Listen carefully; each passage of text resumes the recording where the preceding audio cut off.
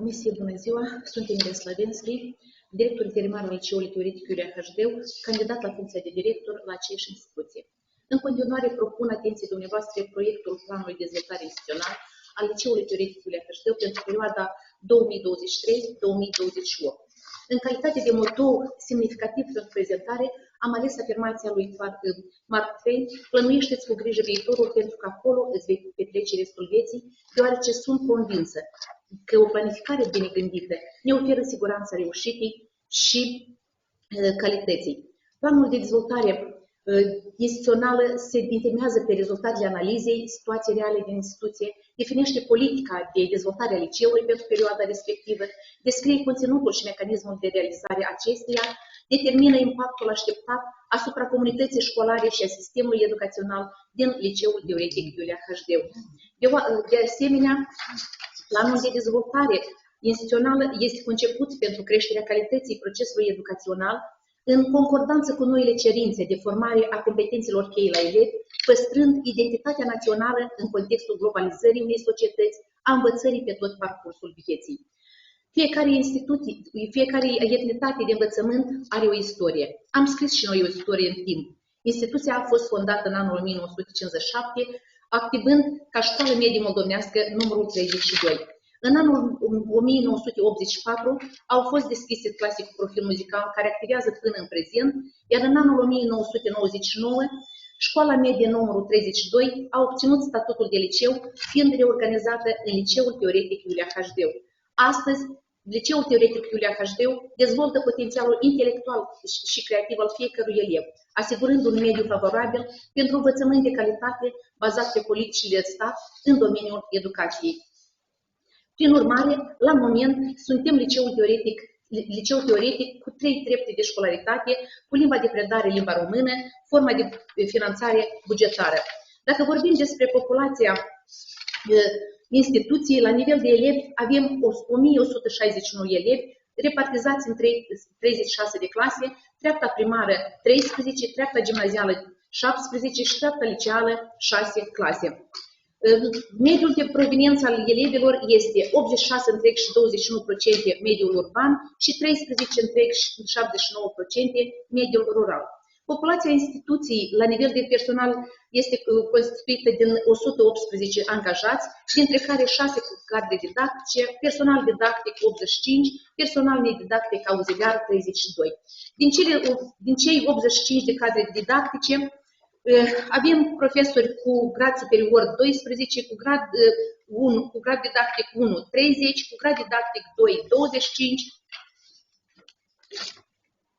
cu grad didactic 2 25 și fără grad 18. Dacă vorbim și ne referim la vechimea în muncă a personalului didactic, atunci avem cu o vechime în muncă de la 0 la 3 ani cu 8 profesori, de la 3 la 5 ani cu un singur profesor, de la 5 la 10 ani 3 profesori, de la 10 la 15 ani 16 profesori și mai mult de 20 de ani avem 46 de profesori. La nivel de fluctuație suntem un colectiv stabil și fluctuația este foarte, foarte mică. Liceul Teoretic Iulia Hășdeu dispune de 2 blocuri de studii și la moment, în toamna anului 2022, a fost demarat construcția unui bloc de studii cu 2 nivele, astfel comunitatea educațională din instituție va beneficia și de cantină. Pentru analiza SWOT realizăm o diagnosticare reală a situației în instituție, ceea ce devine un punct de pornire pentru elaborarea planului de dezvoltare instituțională pentru următorii 5 ani. Astfel, la domeniul curriculum afirm cu certitudine că procesul educațional s-a realizat prin asigurarea consecvenței și calității învățământului, atitudinii responsabile a fiecărui cadru didactic față de activitatea prestată, asigurându-se continuitatea procesului educațional primar, gimnazial, liceal, prin colaborare eficientă între învățători și profesori. Procesul educațional de calitate, demonstrat prin performanțele școlare, atât în cadrul concursurilor școlare, cât și de procentul de promovabilitate la evaluările naționale de certificare, cu 100% la gimnaziu și 96% la liceu. Printre punctele slabe la domeniul curriculum, avem programul de acțiuni supra-solicitat, nu întotdeauna este acceptat de toți elevii, în special de elevii din clasele liceale, care sunt implicați în mai multe activități sociale. Și suprapunerea cerințelor testărilor, ceea ce duce la o distribuire inegală a efortului elevilor. Dacă vorbim despre oportunitățile la domeniul curriculum, aici se înscrie existența site-urilor specializate în oferire de materiale și software pentru cadrele didactice, dar și posibilitatea de formare profesională a cadrelor didactice în diferite instituții abilitate. La amenințări, la domeniul curriculum, înregistrăm comunicarea dificilă dintre școală și familie și elevi, ce afectează uneori buna planificare a curriculumului la decizia școlii. La domeniul resurse umane, printre punctele forte, înregistrăm personalul didactic calificat, deschis spre schimbare, preocupat de propria sa perfecționare, cu disponibilitate pentru inovație și munca în echipă, capabil să asigure implementarea eficientă a curriculumului național. Relațiile interpersonale existente favorizează crearea unui climat educațional deschis, stimulativ. La punctele slabe, în domeniul resurse umane, înregistrăm lipsa de motivare la unii elevi, cauzată de absența unui ideal intelectual, de imaginea falsă oferită de mass media asupra succesului și competențele digitale la nivel mediu sau scăzut al unor cadre didactice nu favorizează procesul educațional eficient. Printre oportunități la domeniul resurse umane, avem varietatea cursurilor de formare și perfecționare oferite de diferite instituții abilitate și de diseminarea experienței, creșterea coeziunii grupului, comunicare asertivă, grație numărul de întâlniri și activități comune ale cadrelor didactice care participă în diferite proiecte educaționale. Și la amenințări, creșterea numărului elevilor cu cerințe educaționale speciale, interesul scăzut al absolvenților pentru meseria de dascăl, ca urmare diminuării prestigiului profesorului, profesiei de pedagog și scăderea motivației elevilor pentru studii cauzat de perturbările sistemului de valori ale societății. În domeniul resurse materiale și financiare... O secundă, doar eu din păcate trebuie să mă retrag că avem o ședință de urgență. Mă uitam peste planul dumneavoastră și nu am văzut nicăieri surse financiare alocate sau ce ar urma să reparați, să reamenajați. Urmează să reparăm, acum la noi derulează construcția blocului de studii. Iată asta, din păcate, primăria vă dat 50 de milioane ca să faceți un bloc nou și dumneavoastră... Eu vorbesc despre, chiar aici, domnul Pavlov, primul punct foarte, am zis derularea construcției unui bloc de studii pe strada Titulescu 18, la domeniul resurse materiale și financiare. Poftim? E un bloc nou? Da, e blocul alimentar plus clasele primare.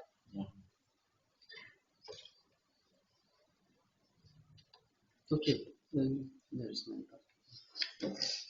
Dacă vorbim despre punctele slabe la domeniul resurse materiale și financiare, atunci înregistrăm lipsa de resurse financiare pentru a supraveghea terenul de sport, de a fi menținut în ordine, atitudinea irresponsabilă a unor elevi față de bunurile materiale ale liceului. Iar la amenințări avem uzura morală a echipamentelor existențe cauzată de ritmul accelerat al schimbărilor tehnologice, lipsa unui mecanism eficient în vederea recuperării pagubilor aduse de către elevi. Astfel, ajungând la domeniul relației cu comunitatea, la punctele forte înregistrăm implicarea activă a elevilor și cadrelor didactice în proiecte comunitare, cu caracter social, cultural, artistic, sportiv și ecologic, activitatea eficientă a Consiliului elevilor prin implicarea în viața școlii și comunității, parteneriate educaționale în diverse instituții și reprezentanții comunității pentru realizarea unor activități extracurriculare. La punctele slabe înregistrăm insuficienta preocupare a unor cadre didactice pentru realizarea proiectului de colaborare, implicarea redusă a absolvenților și părinților în dezvoltarea parteneriatului cu liceul. La oportunități, la acest domeniu înregistrăm existența posibilității de scriere, implicare în diverse proiecte educative de nivel național, internațional și la amenințări a bugetul de timp relativ scăzut al părinților și slaba implicare acestora în viața școlii, accentuarea efectelor negative în educația elevilor cauzată de o comunicare tot mai dificilă cu familia. Comunitatea educațională al Liceului Teoretic Iulia Hașdeu vine cu următoarea viziune. Oferind servicii educaționale de calitate pentru toți dezvoltând personalități competitive într-un mediu intercultural bazat pe principiul de toleranță și incluziune socială, capabilă de a se integra într-o societate în continuă schimbare, asigurăm dezvoltarea armonioasă a omului și societății. Și cu misiunea că Liceul Teoretic Iulia Hașdeu promovează o educație de calitate prin dezvoltarea unui mediu favorabil învățării, în parteneriat cu comunitatea, în care fiecare elev are posibilitatea să învețe să trăiască autonom, creativ, responsabil, să știe să învețe, să știe să facă, să știe să muncească împreună cu ceilalți, să știe să fie fericit, astfel schimbând societatea în una mai bună. Proiectele strategice derivă din rezultatul cantitativ al analizei SWOT, reprezentând intențiile majore ce vor fi atinse prin planul de dezvoltare instituțională, astfel realizându-se misiunea școlii.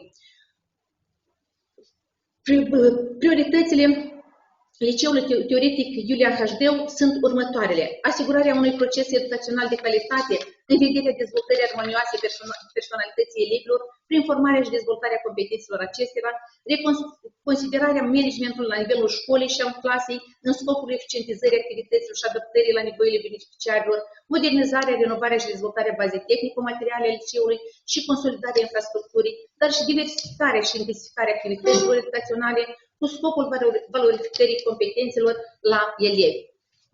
Planul operațional, în scopul realizării priorităților strategice, a fost elaborat planul operațional de activitate pentru implementarea planului de dezvoltare instituțional. Astfel, la domeniul curriculum, proces educațional, la țintă asigurarea unui proces educațional de calitate, în vederea dezvoltării armonioase a personalității elevilor, prin formarea și dezvoltarea competențelor acestora, pentru a atinge indicatorii de performanță și realiza obiectivele strategice, ne-am planificat următoarele acțiuni: elaborarea planului instituțional de implementare a curriculumului național, studierea permanentă a documentelor de politică educațională prin organizarea ședințelor, mese rotunde, ateliere, monitorizarea implementării cerințelor curriculare la discipline școlare și respectarea prevederilor planului cadru, dar și implementarea în cadrul orelor a strategiilor didactice activ-participative. La domeniul resurse umane, pentru ținta formarea continuă a personalului didactic în vederea unei dezvoltări durabile a instituției din perspectiva accesului, relevanței, calității în educație, ne-am planificat următoarele acțiuni: perfecționarea și formarea continuă a cadrelor didactice prin stagii, cursuri, ateliere, seminarii, conferințe, identificarea și promovarea bunelor practici în activitatea cadrelor didactice, monitorizarea procesului de implementare a politicilor educaționale și a actelor normative, monitorizarea procesului de implementare a politicilor statului în domeniul protecției copilului, elaborarea unui plan de acțiuni privind desfășurarea activităților prevăzute în procedura de intervenție, în prevenirea cazurilor de abuz, neglijare, exploatare, trafic de ființe umane.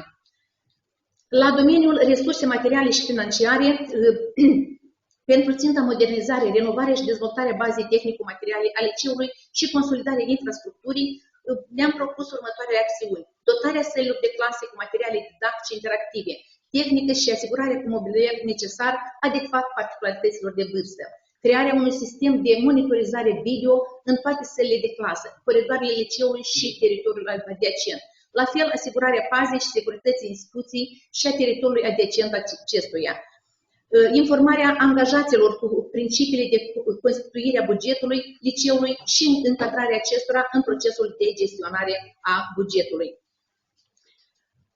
La domeniul relații comunitare, pentru ținta dezvoltare și extinderea relațiilor comunitare în vederea accesării, derulării și valorificării proiectelor de interes comun, pentru atingerea indicatorilor de performanță, am planificat următoarele acțiuni: elaborarea unui proiect de promovare a imaginii instituției de plan local și național, diseminarea și promovarea bunelor practice în cadrul parteneriatelor educaționale, dezvoltarea unui parteneriat eficient cu părinții prin asigurarea unui mediu deschis și comunicativ, instruirea cadrelor didactice părinților, elevilor, înscrierea și lansarea și obținerea de proiecte sponsorizări.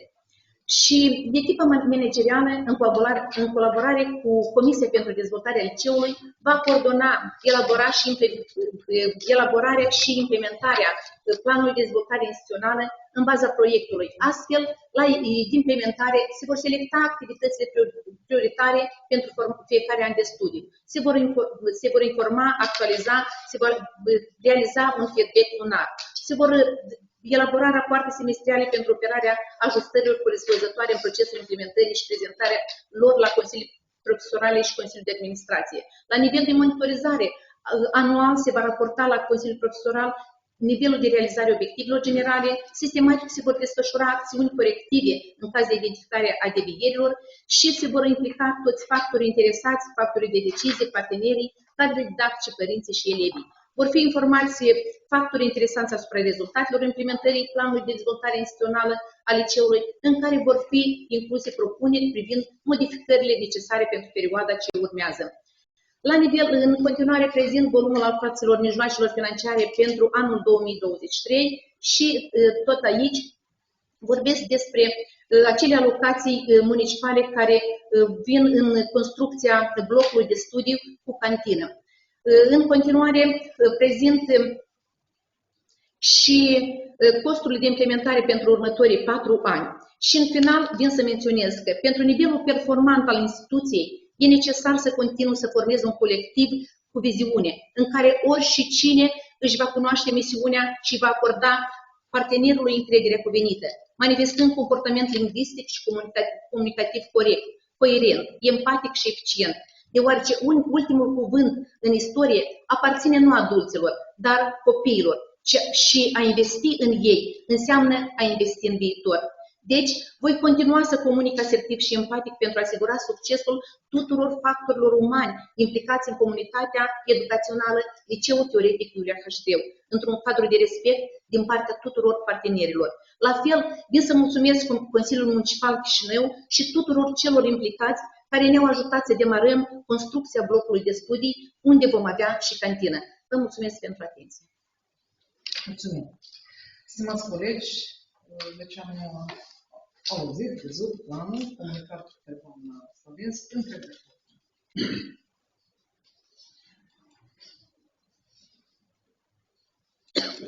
Am uitat analiza costurilor și surselor de finanțare pentru 2023 și finalizăm 2028 și vedem aceleași cifre de toți ani. Deci cred că ar trebui să... Domnul, eu vă explic că am pus aceleași costuri, fiindcă noi nu suntem la autofinanțare. Vreau ca primul obiectiv pe care îl voi realiza în următorul timp, voi trece la autogestiune și atunci voi face calculele reale pentru următorii 5 ani.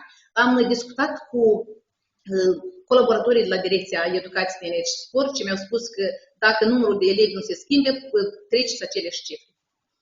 Dar numărul de elevi se schimbă. Deci aveți 1221 pentru 2025-2026 și... Domnul, am vrut și sigur că am să lucrez la aceste cifre, da. Vă sugerez ca să... Da. Cel puțin estimativ să faceți lucrul ăsta, pentru să vă ajute.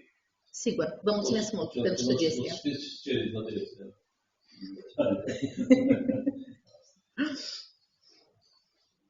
Așa? Da?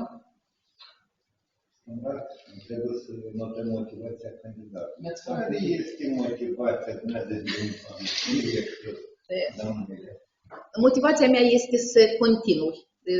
Fiind în Liceul Teoretic Iulia Hășdeu deja de 23 de ani director adjunct, acum a venit timpul să continui ceea ce am muncit, la ceea ce am muncit și să continui să dezvolt frumosul, să continui să formăm o societate mai bună, să continui să perfecționăm competențele, să dezvoltăm competențele elevilor pentru a se putea încadra în viața de mâine.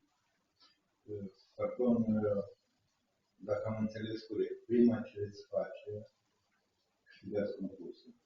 Autogestiunea? Autogestiunea și finalizarea blocului de studiu cu cantină și după aceea, paralel cu aceasta, dacă reușesc anul acesta, reparație capitală a WC-ilor și camere video în toate sălile de clasă și pe coridoare și teritoriul adiacent al instituției. Sunt aici obiectivele care le-ați propus la declarații, dar iată să complet. Declarația anotare, declarația control sanitar, următorul an acoperiș, celălalt așa ca să fie Într-o succesiune. Într-o succesiune, deci să fie și mai ușor. Vă mulțumim pentru sugestie. Doamne Emilia, dacă permiteți să vă adresez o întrebare, la analiza SWOT, la capitolul resurse umane, ați indicat o amenințare, creșterea numărului copiilor cu CES. De ce dumneavoastră o vedeți ca o amenințare de momentul respectiv? O văd ca o amenințare, fiindcă din an, lucrând fiind în calitate de director adjunct, mai ales fiind responsabil de treapta primară, văd din an în an la înmatriculare în clasa 1 nu avem dreptul să testăm copiii, dar în prima lună deja noi avem probleme, fiindcă foarte mulți copii au probleme de sănătate, dar părinții ascund acest fapt. Și situația aceasta ne îngreunează foarte mult activitatea. Colegi, întrebări? Nu. Dar este într-adevăr o amenințare, deci e un singur element ăsta destabilizează motiva clasă. De asta e trebuie totuși cumva vrea să Politica statului trebuie de revizuit. am gândit și eu că e problema asta și eu vreau să Da. Nu, doar întrebări. Mulțumim, Liliana, mulțumim. Deci, întrebări, colegi. Domnul Favenski, vă rog.